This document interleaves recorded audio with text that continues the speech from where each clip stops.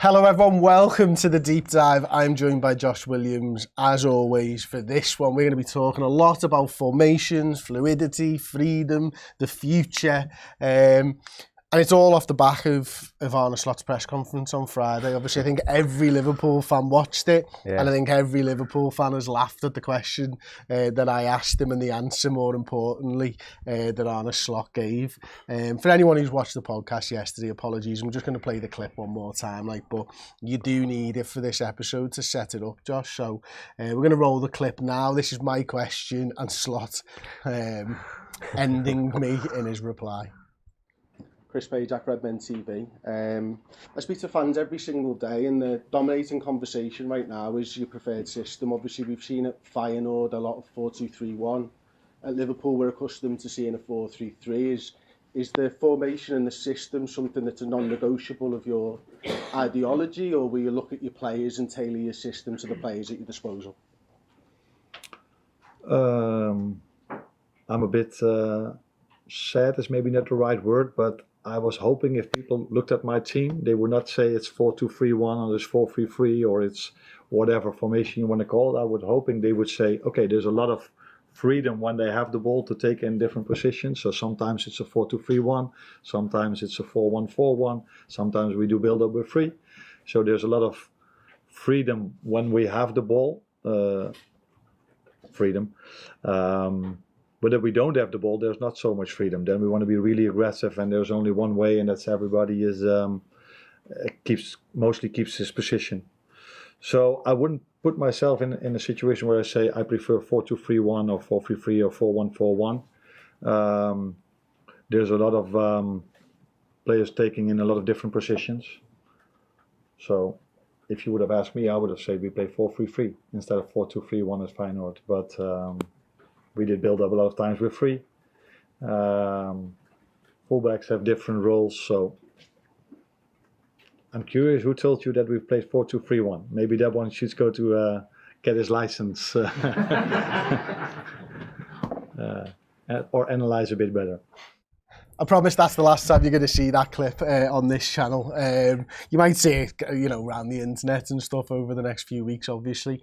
Listen, you've got to laugh at yourself. And I was just saying to Josh off camera, obviously, we chatted on the day, didn't we, on WhatsApp and stuff. But I do feel genuinely like if you're in a room with someone who knows more than you, you should always endeavour to get some knowledge and learn something out of the conversation. And by that definition, I think we all learned something from Arne Slot's answer. Yeah, and that's not the case with some of the other questions as well, by the way. I thought yours was actually the most interesting question. A question that actually required an answer where the people in the room could learn about it. So I was quite surprised by how he took it. Because I think if I was a coach and someone asked me that kind of question as opposed to how are you feeling, mate, I'd rather answer the tactical question personally, so I'd like to encourage that sort of thing. But yeah, he responded in a certain way, and it was quite brutal, wasn't it? It was quite brutal, mate. I was just saying, I don't know whether I've actually said this on camera or anything, but he never broke eye contact with me the whole time. And as he was answering it and stuff like that, he was just looking at me, and I was sort of, do I say a second question? And obviously you get the opportunity, and I just went...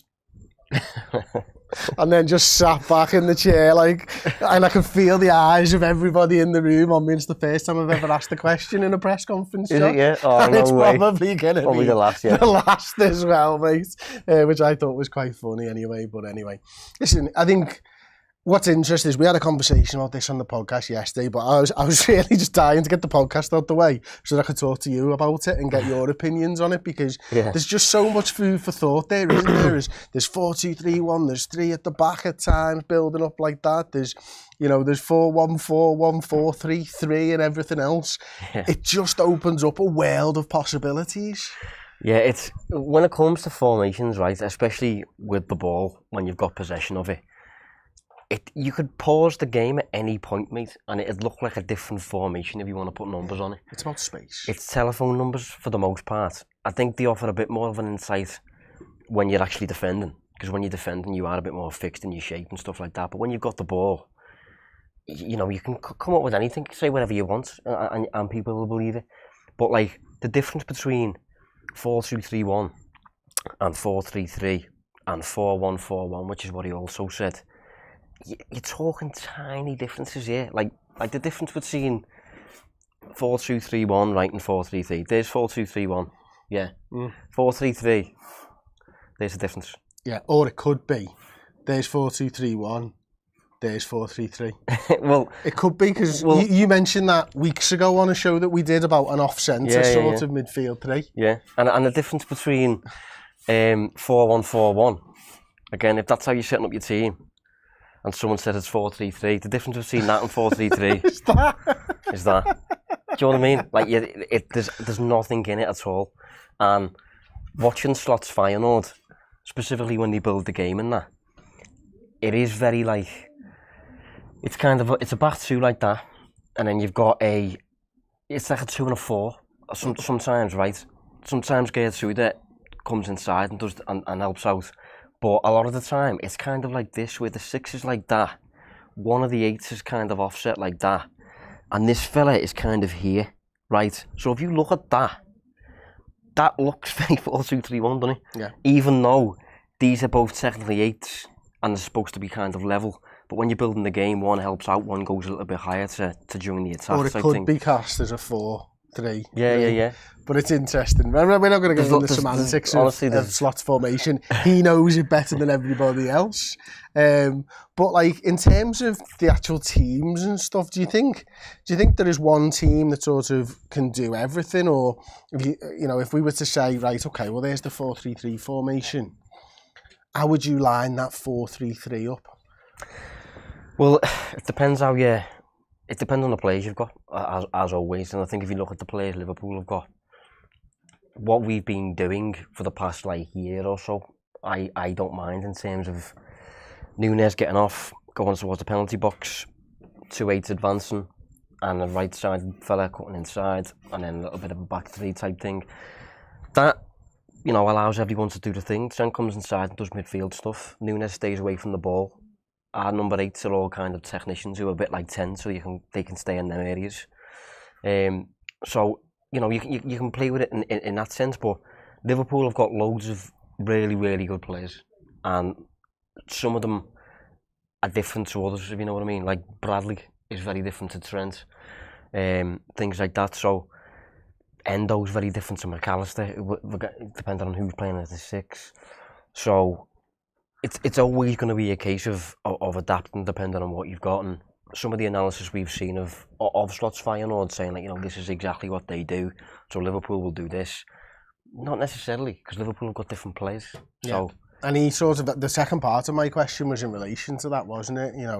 I'd sort of said to him, are you looking at the squad on the whole? Yeah. And are you looking at the players and going, well, these players fit this, or will you go, this is me ideology and you guys need to fit into that? And that was the part of the question, unfortunately, that we didn't get an answer to on Friday. But I think that's probably the most pertinent part of it. It's the interesting side of things, isn't it, really, Josh? But I sort of started to think about it, and I started to think about it in terms of relationism and football tactics, and I did a little bit on this on the podcast. But for you, what is relationism, and is that something that Slot might have been given a nod to on Friday?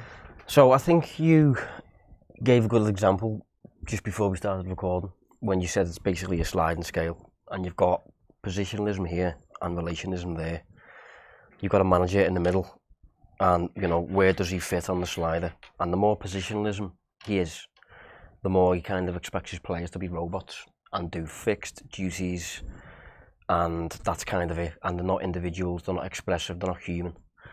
Then you've got relationalism, which is at the opposite end, and that's kind of the opposite again, where the air is very individual. You're kind of empowering the players to just do their thing. So someone who comes to mind immediately down here would be Ancelotti, for example. Someone down this way, Arteta. Maurizio Sarri comes to mind, probably Guardiola. I'd say Klopp is probably pretty much in the middle, but more a little bit towards empowering his players, maybe. But yeah, that's kind of how it works, and I think the vibe I got with Slot is that he probably wants to be in the middle. Do you think? Maybe just us right centrist, if we're going with the government, so to speak. I felt it was very like, yeah, on that sliding scale, there's the centre there, and he's just moving over there. That doesn't mean to say that every player is going to be doing total football all day, every day. Everyone's got to play everywhere apart from the goalkeeper, but certainly there is going to be rotation, there is going to be fluidity, and there's going to be freedom. Yeah. But I like the way you said freedom, actually, but in... Yeah, you know, there are confines. Yeah, it's that the idea of a freed role in football is always nonsense, mate. It never works, and it feels like Foden's had a bit of that during the Euros, where he's just kind of been like encouraged to just go and do what you want, lad. And it never plays out like that. You need some kind of structure where players are benefiting each other, and that's why, say for example, if you're playing a 4-3-3, Liverpool's OG 4-3-3 is not necessarily the same as Man City's 4-3-3 from the last season, for example, because Liverpool had the false nine doing that, two of them inside forwards doing that, two fullbacks going like that and forming a five. Whereas if your striker's the opposite like that and he's running the opposite way, then these two can't really do as much of that. So you're playing completely different dynamics. So you're playing with the same formation, but the way in which it works is completely different. So this is tactics talk, mate, and this is just what it's like. It's really you need context always. It's every single player is slightly different, and because every player is slightly different, every situation, every team is slightly different. No two things are the same.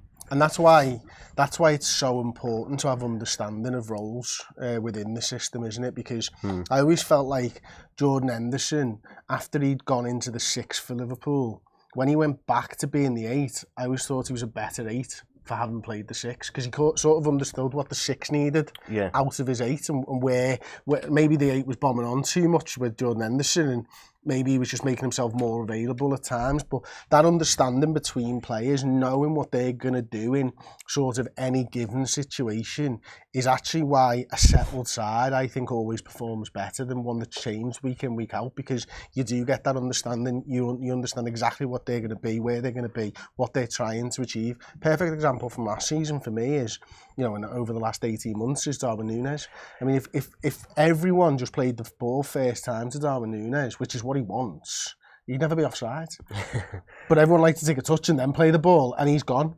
Yeah. So getting that understanding, I think it should have been done, by the way, inside 18 months. But getting that understanding is so important, isn't it? Yeah, and I think another example with Nunez as well, he's completely different to Firmino, even though he's got the same number on his back, in the sense that if you ask him to do all of this, he doesn't look very good. So you keep him away from the ball, let him finish the move. And I had a look yesterday, at his numbers for Uruguay, because everyone's touching on like, you know, Bielsa's getting the most out of him and that. One thing I've picked up on with him is all the goals he's scored have been pretty much scored with his first touch. So rather than controlling it and all that, he's just putting the ball away first time with his first touch and it's going in. And on top of that, with that being the case, 28% of his shots have been goals. So a 28% conversion rate. Last season for Liverpool, 10%. So, same player, slightly different tactical environment, and maybe a bit more luck. Maybe playing against worse goalkeepers. Where are the balls coming into him from? Well, it's like a lot of them have been crosses, like, and you know, cutbacks maybe when he's just been, and he's nearly missed a few of them, to be honest. But it's more about, this is your zone. You know, stay in here, finish the move for us, running in behind, some transition stuff in there. But it's going to be interesting to see how Slot gets the most out of him, because for me, he's the 9. You know, I don't know, people have doubts in that, but I'd have another season with him as the 9, personally. And with that being the case, once you know that, everything else then you can work out. Like Firmino was the crux of that, and then the rest of the team was built around Firmino. Of course, yeah. Nunez, you could argue he's not as good as Firmino and doesn't deserve that. You know, I understand that, but he cost a lot of money. He's 24. He could be really, really good. So, you know, I wouldn't have a problem with that. But I think the big thing, though, with talking about 4-2-3-1s and 4-3-3s and all this stuff, is Slot's now taking charge of a squad full of just really good footballers who are all pretty well-rounded and pretty total, compared to, like, you know, if you're managing Eredivisie players, you imagine they're a bit more specialist in terms of he's a really good runner, he's a really good dribbler, he's a good tackler. In Liverpool's squad, he's got loads of everything, so he's got lots of things to play with. Yeah, that's it. I mean, I sort of think back to, obviously, you know, it pains me to say this, but the Manchester United side of the late 90s, they played 4-4-2, they had Giggs on one wing and they had David Beckham on the other wing. Prior to that, I think they had Kanchelskis and Lee Sharp. I don't know whether there was any overlap there or whatever, but you knew that they're not versatile players, particularly, are they? There was going to be one way that they set up and one way that they attack you, but they were very, very good at it, and they ended up winning a lot of games of football for them. Whereas Liverpool, versatility has been the big word on our lips as fans for a long time now, hasn't it? And, you know, Jurgen, you know, when he was in charge, loved to buy, you know, versatile players who can play across the front line or across the midfield in any given situation, because you do find yourself taking on the role of your buddy during different game states. Yeah, but just an example should come to mind then, with Man United. Say, for example, with Beckham.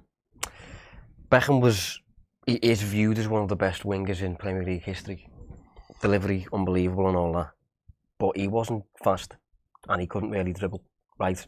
So if he was playing in a modern day and he was playing with a inverted fullback, let's say, who cuts inside or something like that, and he left Beckham to do stuff out here, Beckham wouldn't look anywhere near as good. Beckham looked good at the time because whenever he got in these situations around here, Gary Neville overlaps, takes players with him, maybe gets the ball. When he gets the ball, he's got the players there, the opposition players. Then he feeds it back to Beckham, Beckham crosses. So without Neville, Beckham doesn't create the separation from the opponents. Because if he was left on his own to do it, he's not quick enough, he's not enough of a dribbler to do it. So, despite how good he is, you're reliant on the overlap, on Neville to almost unlock him, in a way. Yeah. And there's the name of the podcast that he created, and that's, he obviously believes exactly the same as you. Yeah, definitely. But that's just, there's tons and tons of examples. And that's playing to the players' strengths, isn't it? And building a side around the really great players who make a difference week in, week out. Yeah, you get a fullback in to do that. Yeah, there's tons of examples. If as good as Firmino was, right? If you played Firmino and Liverpool signed Kulusevski and James Maddison to play with him, Firmino doesn't look anywhere near as good because they're all doing that. Yeah, they're getting in each other's way. That's a bit like England. Yeah, exactly. Very like England. So yeah, tactics are important. Tactics are pretty important. Then, well, okay, well we've touched on it a little bit. The interesting thing I felt, and I don't know whether you agree with this, but when it was kind of mentioned about the 4-1-4-1 formation, thinking back to our shows over the last sort of year or so, really, in fact, slightly longer, I suppose, since Liverpool went to that sort of box midfield, we know that Liverpool like to attack with 5 forwards and 5 back. If you're building up in a 4-1-4-1, what does that mean for Trent Alexander-Arnold? Well, it depends how you want to do it, really, doesn't it? There's so many different ways to do it, and again, it depends on the profiles of your players. These fellas might be moving a little bit more forward, and then maybe he drops in like that and helps out and creates that, right? The alternative to that is Trent or Gertrude, as it's been the case, tucks inside like that, maybe creates something like that even. Whereas Klopp's been doing it with Robbo doing that. You know what I mean? But there's loads of different ways of doing it. But Trent is a luxury player in the sense that he's not really limited regardless of what you do with him, is he? I think he could just be a clone of Gertrude, to be honest, for Feyenoord. If Slot wants to use him that way, he could just be a right back where he stays here all the time. But you're not getting the best out of him there. In fact, I immediately thought that role suits Bradley better. If you're asking him to stay back and defend, and you're asking to build 4-1-4-1, then Bradley might fit a little bit better in that situation. But as you say, maybe it's Mo Salah does that, maybe he does that, maybe he does that, and there's your sort of 4-1-4-1. Yeah, well, I think when he says 4-1-4-1, for me that's predominantly a defensive. You know, when you're without the ball, that's kind of what you form, almost. And then once you're in a position to, and the opposition have got the ball here or whatever, and you're set, then you go and press them, and you go and get the ball back. I don't think Liverpool would attack in a 4-1-4-1 That's interesting. Simply because, I mean, for a start, it becomes a 4-3-3 because they're going to get on. They're going to, you can't attack with one fella up front, not it. So, and attacking with two banks of four, like that, is very like 2002, like, OG 4-4-2 in England and that, which we don't really see too much anymore. But I actually like that question. Someone did ask, didn't he? What do you see as the future for Trent and Gakpo positionally? He didn't really answer it, did he? But that was a good question. He said he's got an idea of what he would like to do with them, but he hasn't spoken to them about it, and therefore he's not going to speak to the people in the room about it, which made absolute perfect sense, didn't it? Yeah. But then it does make you think, if I've got an idea for what Cody Gakpo is, it's probably not the bench. So can you almost rule the bench out from just that answer in and of itself? Yeah, I didn't think of that, to be fair. But I think even if he does start the first game of the season on the bench, surely Slot will. I think he's got to play here, hasn't he? Well, I said last week I think Gakpo's going to play there and Nunez is going to play there. And Diaz on the bench. I said on my podcast this week I'd like to see Gakpo play like the first 15 games starting here and just see how he gets on. My only worry with it is I don't know if he's good enough, even in his favourite spot, to be starting every week for Liverpool. Yeah. Because I don't know. I'd like to see it though. I would like to see it. As well, if you go back to the 4-1-4-1 in the defensive sense, it really doesn't half suit Luis Diaz a lot. Doesn't really suit Salah. Yeah. But it really does suit Diaz. Yeah. And again, that comes back to it, like, say you're playing a team that are a little bit more weaker than you, a bit more inferior. Maybe you go for it a little bit more. And in that sense, maybe Gakpo suits it a little bit more, because if you win the ball, you're close to goal, he's probably a better shooter. Well, he's more direct as well. And Diaz, but doesn't walk back from the pub like you're pissed, where you're just zigzagging and doing 3 miles when one would have done. Yeah, but if you're facing a better team, you can use the ball a bit better, and yet a bit more conservative then with your formation. Maybe Diaz suits it a bit more because he can carry the ball a bit. Yeah, better. Get you out a little bit further. We've seen him do that so often over the years. So okay, then we've sort of talked about the 4-1-4-1, the 4-2-3, the 4-2-3-1. If you are picking your Liverpool side who can total football, do it all, starting in, let's say, the 4-3-3 formation, don't want to anger anybody, Arne, if you're listening or you're watching, who's the side that can do it all? So we're not picking my team for the starting 11 though, for the first game. No, this is just the team of the most complete 11.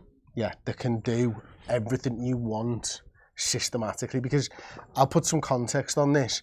If I was just picking Liverpool in a 4-2-3-1 and they were going to play in a 4-2-3-1 all game, and Liverpool were going to play in a 4-3-3 all game, then Liverpool were going to play in a 4-1-4-1 all game, I'd have different players specifically up front. In a 4-2-3-1, I'd have Nunez. In a 4-3-3, I'd have Nunez. In a 4-1-4-1, I'd have Nunez. But if I want total football and switching of positions, I'd drop Jota in there. I agree, yeah. I agree. I think Nunez starts the season, he makes my best 11. But being an all-rounder, I think he needs specific, conditions to thrive. And his conditions for me are let everyone else do everything until it gets to the box. And then when it gets to the box, you go and do it. Yeah. As in, you run in behind, you get the shot, you hopefully convert the shot, which you need to get better at. But everything else in these areas, he just looks a bit like a giraffe to me sometimes. And I think Jota is a bit more of a multifunctional forward in the Mane, Firmino, Salah, Diaz kind of mould. I know people say Nunez can play on the flank. I never bought that. I don't like him over there at all. I know his return over there is decent, but he can't dribble. Like his dribbling is just knock and run, yeah. Like like a 9-year-old in school, yeah. And his possession play is not particularly great. So other than the fact he's quick, that's the only reason I can see for putting him over there. Like, okay. And he can't finish, I suppose. So go on then. Your total football side, positional. Total football side. Changing of roles, forward 3, all interchange, midfield 3 interchange, defence probably don't, but. Alisson, Trent, Kanate, Virgil, Robbo, Mac, Jones, Szoboszlai, Salah, Jota, Diaz.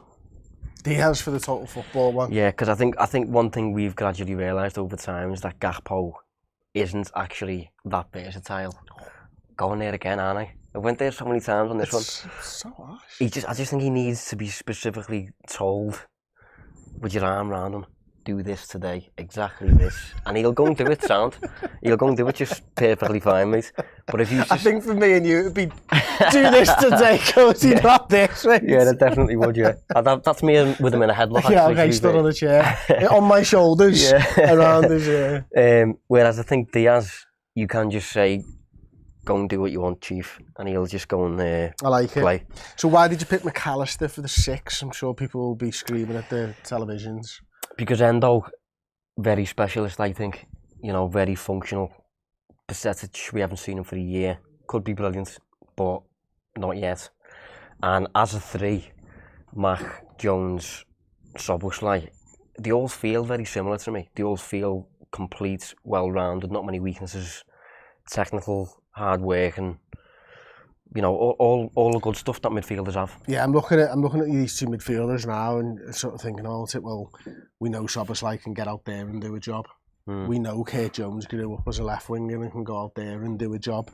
We know McAllister can play anywhere in this sort of central position. So that midfield 3 has a real nice makeup.